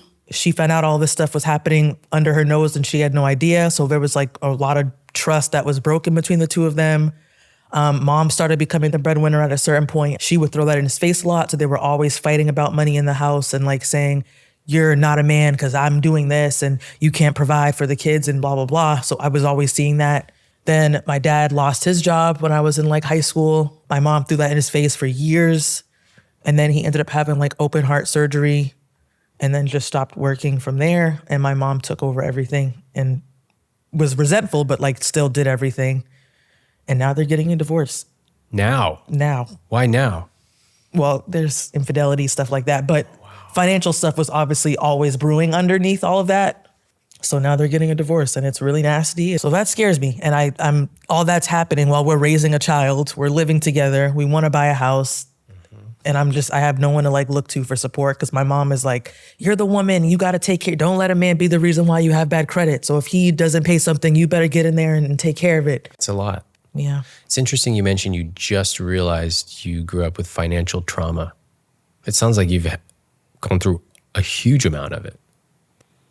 I didn't know there was a word for it. Yeah. So that word, I was like, oh, that's what this is. Yeah. And have you seen an individual therapist? Yes. Okay. And the couples therapist that you saw, that lasted for a while and then it stopped. Why? She's actually my personal therapist. Okay. So we did couple sessions together. And it was helpful. I think it was mainly around just parenting. That's what our primary focus was in therapy. We never really got into all of this. Got it. And this is similar to your profession as well, right? Yeah, I'm a therapist. You're a therapist as well. Yes. Crazy. What do you make of that? I feel like such a hypocrite Because? because I don't practice what I preach all the time. So sometimes I don't either. I didn't talk to my wife till too late about money. That was my bad. I dropped the ball on meetings while I was writing my book on money for couples. I've done many things that were hypocritical or contradictory to my own teachings. That's human. It's not great, but it's human. So what's the end of the sentence for you? You feel like a hypocrite, so? So I feel like I just let that be my story sometimes. Got it. Can I tell you what mine was? I feel like a hypocrite, so I'm going to fix it. Yeah. And that's what I did. Yeah. Like when she pointed it out to me, hey, you've dropped the ball in these meetings and you would never do that at work. So why is it okay that you do that for our meeting? I was like, oh, like explosion here and here. And I was like, I'll fix this. Give me a week. I need to find out why I haven't been doing this. And then I fixed it. What's the difference? I don't take that initiative. Yeah. You're letting this stuff destroy you and you're just sitting there. Yeah. Y'all can actually make a lot of mistakes in life. You will. But the key is you got to fix them. You got to acknowledge them and fix them. And right now, it's like you make a mistake or something happens that's not working and then you just go, I suck. It's not the way forward. So what if you were to be like, oh, I'm a hypocrite and so I'm going to fix it? What would you do? I mean, I'd set the standard. What does that mean? Does it feel a little heavy? Yeah, it does. I'm like going back years now. I don't know. Just from watching your body language right now, even like your facial expressions, it feels like you're in the process of just like beating yourself up for like 15 years of stuff. Am I reading that right? Yeah. What if we just didn't do that? What if we just did it a totally different way? What if you, step 1 of 3 was give myself some grace?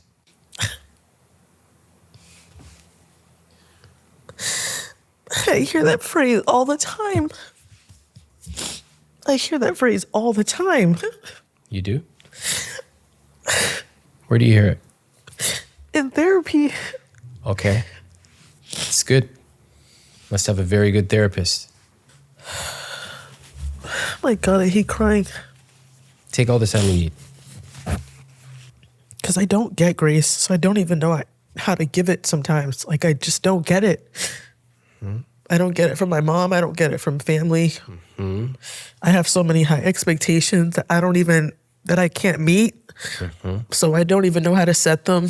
Like, It's just, this is like such hard stuff to like unlearn. Yes. That I don't know where to start. Like, I really don't know where to start. And I've tried starting. Like, that's the thing. I feel like I always get this big motivation to be like, I want to do things different. I'm going to be the one to break generational curses. And then I feel cursed. And then I'm right back to feeling all woe is me and pitiful. And I don't want to be that.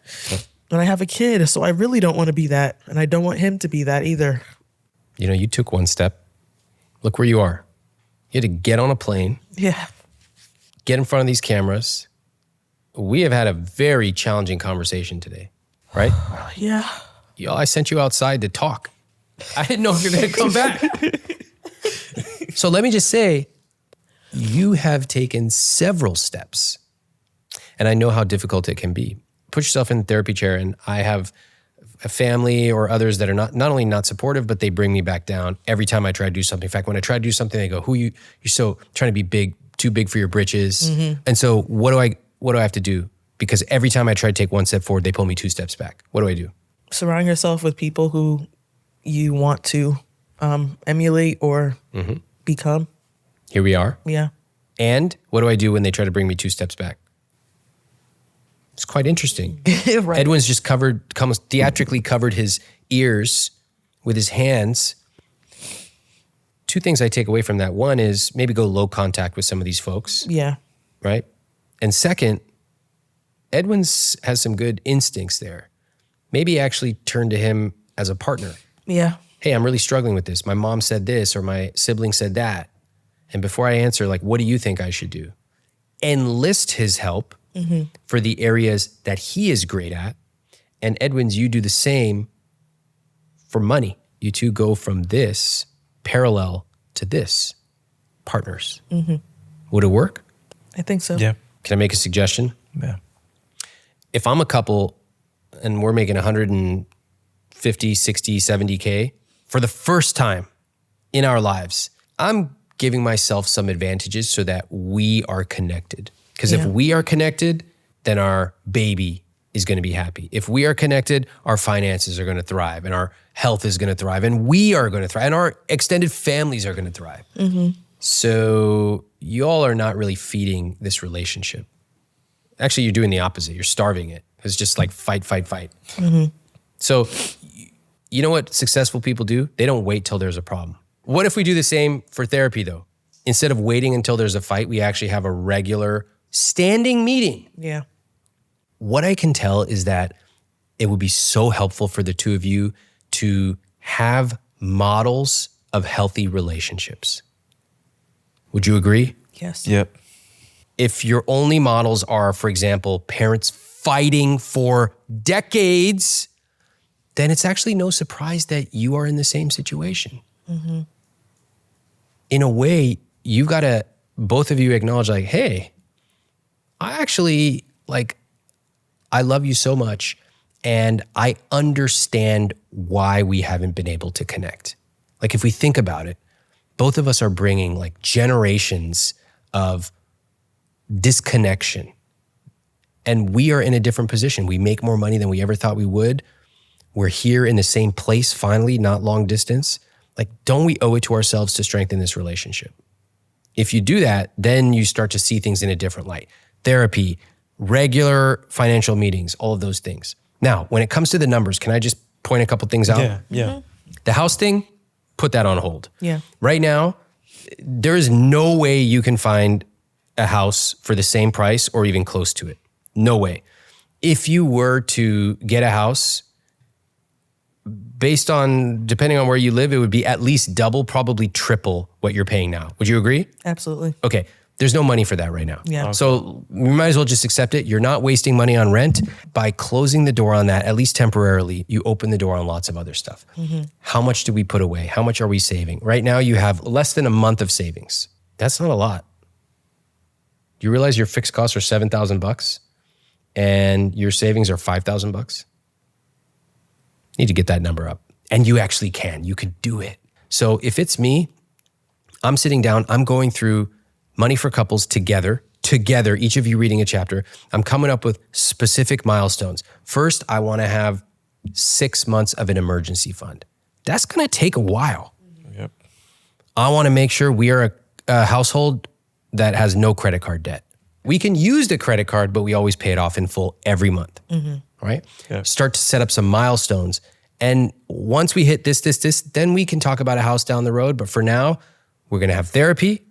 We're going to save towards 6 months of an emergency fund, and we're going to start investing more aggressively. Could you do it? Yeah. Yeah. Okay. What questions are coming up for you right now? I think the first thing that comes to mind is, how can I save more when I feel like I'm saving as much as I can right now? Let's take a look at the numbers. If we go to your fixed costs, we are at 77%. You're right. It's too high. We need to bring that number below 60%. Okay. So how do we do it? Well, your rent is solid. Before you bring it down, we're trying to move to a bigger place. But all we've been looking at, it's like 3,000 and 2,500 and stuff. Okay. Do you think, from what you're seeing, our budget can really afford that? Let's look. Yeah. So you said right now it's 1875 and you're Yeah. saying the places are 3,000. Yeah, the place that we're looking at is like 3,000, but we're trying to at least do 2,500. Which number? Pick it. 25. 2,500. Okay, watch. Okay. So if it's 2,500, watch what happens to this number right here, the 77%. 84%. 80. Jesus. So what does that tell you? We can't do You can't afford it. No, we can't. Simple. I actually think you should take joy in that. Joy that at least you know. Isn't it better to know than to go and do it and then every month you're like, where's all our money? That's how most Americans make their biggest decisions. It's crazy to me. Yep. Like I said, if I were you and I had this place, I would stay for as long as I could. Because every month you are here, you are saving a huge amount of money. Huge. Y'all should look at your apartment, that place you're in, not as a curse, but as a gift. You're being given like over $1,000 a month. And I know it's small, but I would stay there for as long as I could. Okay? Yep. Great question. It's a hard pill to swallow. Yeah. Wow. Yeah. Let's keep going. What can you do in the fixed cost to reduce it? Tell me. Definitely our personal spending. 400 a month. What do you want to change that to? Let's bring it to 200. 200? Okay, Yeah, let's yeah. bring it lower than that. Yeah, let's do 100 then. Okay. 100. Can you do it? Yeah. I committed to that. All right, let's take a look at the number. 74%. Good. Good in the right direction. Keep going. I could shop around for a cheaper insurance. Even if you were to save like $100 a month, that's actually quite meaningful. Okay. I think you should look. I'm not going to change anything here, but you should do it. What else? What's this miscellaneous number? $960 a month on miscellaneous. We can bring that number down. It just means that you all have to be very meticulous about your spending. Yeah. Can you agree with that? Yeah. Yeah. Okay, let's bring it down. In my opinion, 960 is way too high. If it's me, I'd give you like $200. 200. 200 bucks takes you down to 66%. It's in better shape for sure. Okay. Wow. But that means that y'all have 200 bucks and that's the max Yeah. of something that can come up. So if I'm you, anytime there's an extra, like I don't spend the 200 bucks, I'm putting it into a savings account. Okay. Because one day when your tires go flat, where's it coming from? That's where it's coming from. Yeah. Okay. All right. The rest of it, I think is good. Oh, the clothes are still at 150. I don't know. I think that's got to come down. I'll keep you 50 each. Enjoy those shoes. It didn't even move the number. But we're going to do it anyway because sometimes Ramit Sethi is punitive.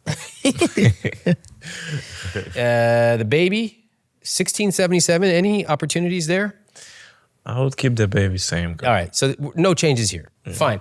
I do want to point out a couple things down here. We got $200 a month going to the 529. Not enough? No, it's way too much right now.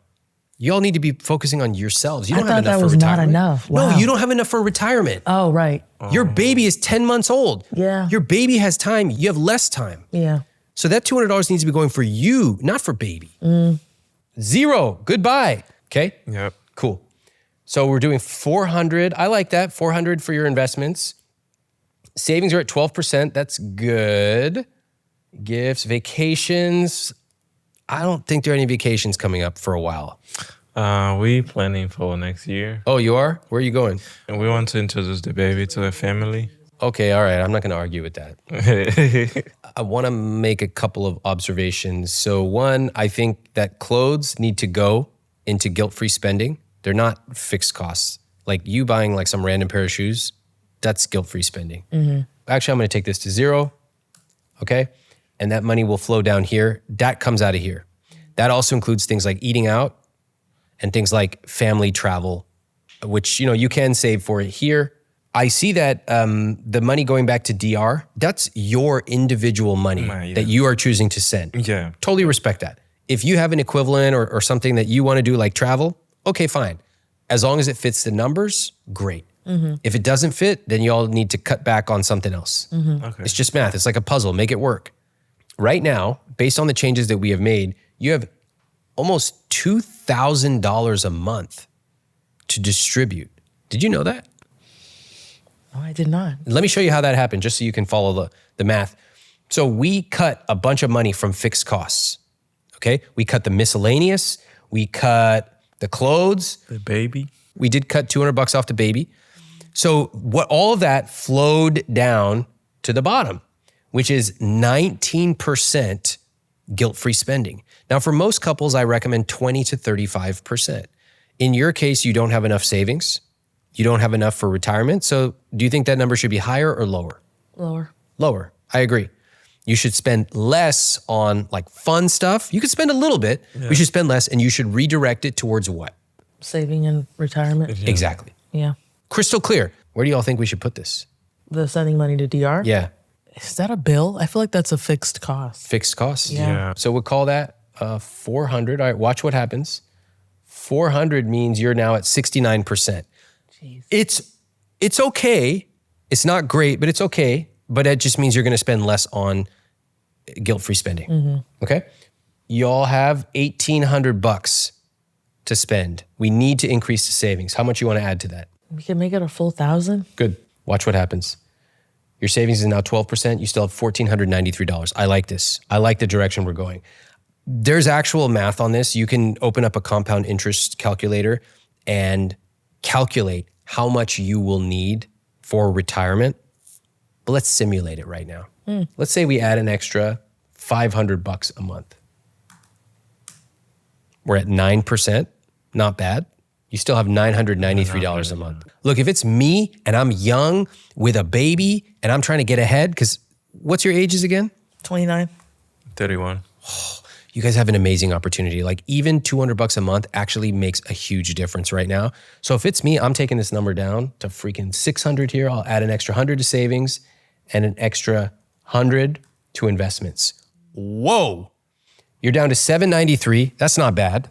That's not bad. You all have to be very thoughtful and planful about what you're spending, guilt-free spending. You probably can't go on any more big vacations for a while. Okay, but you will not believe after 3 months, you're gonna look in your accounts, you're gonna be like, is this for real?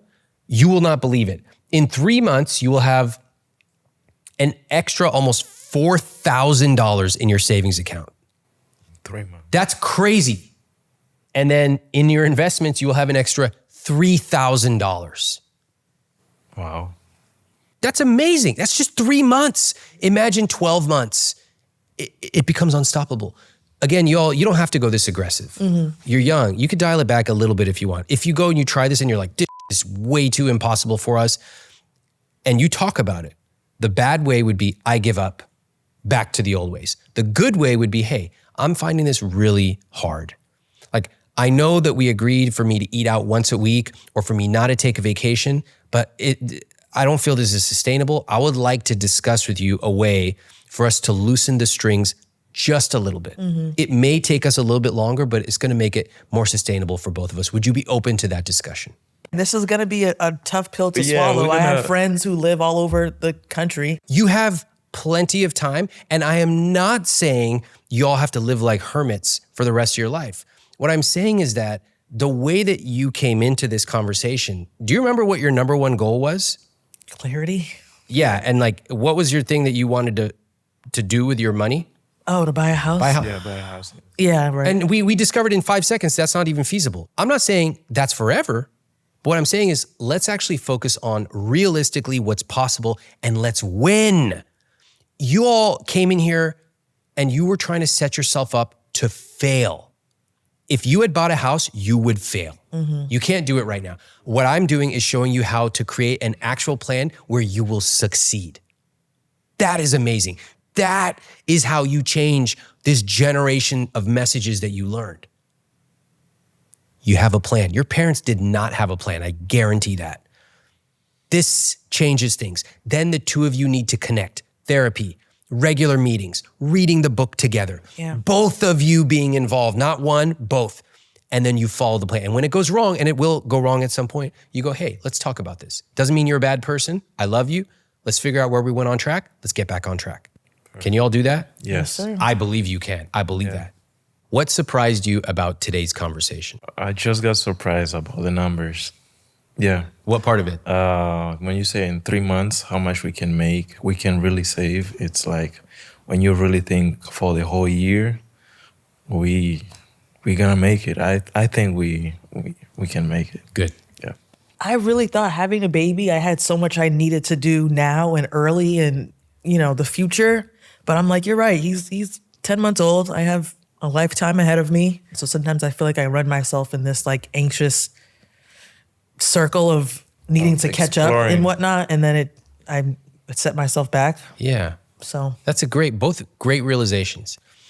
Calm, cool, and collected. That's how I am with money. That's how I want everyone to be. I can admire things. There may be certain things I see that I want to do. Maybe I can't afford it right now. Calm, cool, and collected. I have a little document in my phone. I jot it down. I create a little milestone. When we get to this, I'm going to go and look at my list and see what do I get to do? What do I get to do? But there is joy in creating a list of things you want to see and in maintaining your discipline so that when you get there, it is even sweeter. Yeah. When you walked in here today, how are you feeling compared to how you feel now? I feel lighter. I feel very different because I feel like I just took a rock out of my back. Yeah. Yeah. Yeah, that's how I feel. What about the two of you? How do you feel about the two of you as a unit? I feel like you made a lot of point, like gonna connect us way, way better. Yeah. Especially the therapy, doing things together, sitting down and see what we do, what we spend and everything. I think that's gonna create a lot of a good habit between us, and then things gonna be better for us. Good. Yeah, when it comes to that. I think I'm realizing how much I am reinforcing negative habits from him. So I think I'm as much to blame in just like the cycles that we were in, even though I try to point the finger at him because he's not involved. He doesn't do blah, blah, blah. I think that because I'm always there to like pick up where he leaves off, I blame myself for that. So I'm looking in the mirror now and realizing that I need to change. Great realizations, both. Very powerful. Edwens, will you combine accounts? Yeah, definitely, yeah. Yeah, my perspective now from before and now, it's a lot. It's way different. I love that. The two of you as a unit, if you are stronger, your son feels that, your son sees that, and it actually becomes stronger over time. So it's like right now, when you walked in, it was like two magnets repelling each other. Mm-hmm. It's like if I try to push them together, they actually would fight. And I think what I'm starting to see are signs that you two have flipped, and that when I even bring you two close together, you get together. And guess what? You keep those magnets together for a long time, and you start to fuse together. And then you got your little baby magnet, little 10-month-old comes along. Baby sticks like this. That's a beautiful family. Yo. It kind of explains a lot. The fact that both of them grew up with parents who fought. Imagine being in a household where your parents fight once a week, twice a week, every day, and you grew up for years seeing that. You would think it's normal. You wouldn't actually know that there's any other way to be. And I think that's a little bit of what we are seeing today. There's not only an untraining of what they learned, but there's a retraining of what a healthy relationship looks like. I'm actually really honored that they reached out and asked for help. I think they need to be around other people than they are normally around. Other people who say, hey, it's actually not normal to be completely separate in your marriage with a 10-month-old. Hey, it's actually cool if the two of you talk about how you feel and you can admit, like, I'm nervous or I made a mistake. They need to see that there's a different way to be, because once they see it, then they can start to adapt it and adopt it for their own relationship. If you find yourself talking past your partner, like the two of you are just not connecting about money, and you even find yourself jabbing each other, well, you did this and you did that, then it might be time to make a change. And if so, you should join my money coaching program. Every month, I have a live event. The two of you can come together. There are tons of other people in that program in situations just like you and a little bit ahead.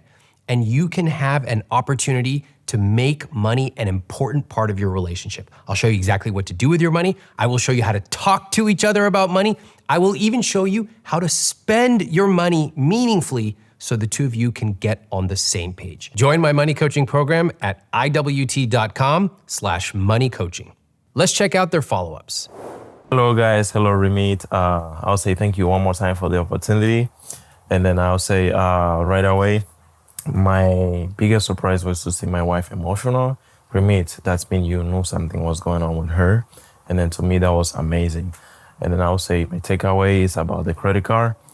Now I have a better idea. I have enough information from you about how to use my credit card properly.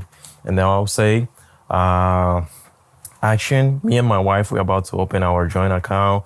We're about to get our couple therapy. We're getting ready to invest better, to save better. Now we feel like every little things that we buy, we have to take note and then to make things better. But we also don't want to be cheap, but here we go. We're trying, and then we are ready to prove ourselves that we can make it. Thank you, guys. Thank you. Keep changing life. I have really been surprised by, I think, just how much I have to take responsibility for our dynamic with money. I think Ramit really opened my eyes to the fact that I have been playing mom with my husband, Edwens, and I don't think that's been helpful to us at all. I have a lot to unpack with that. And I also think that we both need to really work through that stuff in couples therapy, which is another thing that I'm taking away from that conversation with Ramit. overall, I think Ramit really helped us to understand with the numbers, we have a lot more we need to be saving than we are spending. I can't be traveling like I usually do, which I'm crying about internally. But I think the sacrifices that we're making now for our future in order to have a rich life, I think are going to be worth it. My hope is also to be clear and specific with him about what my non-negotiables are in the relationship and really set a standard that Ramit really pushed to me. So I'm going to work on that. And I'll check back in and see how things are going from there. But thank you. It's been about, I want to say, a month and a half since we last met to go over our money coaching. And a lot has changed. I want to start off by saying our relationship has been through a lot of ups and downs. I think since that conversation, you were really able to sit with each other and talk about, one, the challenges that we faced with money growing up, how we want money to be in our relationship, and then how we really hope to parent with our son in the future with money as well. We also started doing money meetings every Tuesday. We going through also with our therapy. We met with our therapy, and then it's going good so far. We also have started a joint savings and joint checking account. Yeah. We've also been able to really combine our finances in some areas. I think we still both want to have some sense of independence and I do my thing, you do your thing. But for the most part, our family finances have to be but the combined. main thing is we already seeing changes in our saving. So they say the changes it's going good. We don't want to say numbers, but we are impressed with that. Yeah. He's very happy to know we have about $5,000 in our savings. Oh my We're doing God! really well. Yeah, in 1 month and a half, it's And just a short amount of time, we've already seen how combining our finances, which I've been saying forever. I'm glad Ramit was able to say that to him, that we really were able to reach our goals a lot faster when we combine. So that's been the biggest thing we've really seen improvements on. Again, we're doing couples therapy. I want to say that we've been really able to have better communication about not just money, but just our goals and our hopes for our relationship and our future together. We are not going to be doing any big traveling, as Ramit warned us that we probably should just stick to getting our emergency savings up. That's going to be our priority. But yeah, I think we're really hopeful and excited about what the future holds for us. We're going to really take the things that Ramit shared in that conversation, as well as what we're learning in the book together. And we'll see what the world takes us in the future. So thank you again for all your help. And we'll keep working on ourselves. Thanks. Thank you.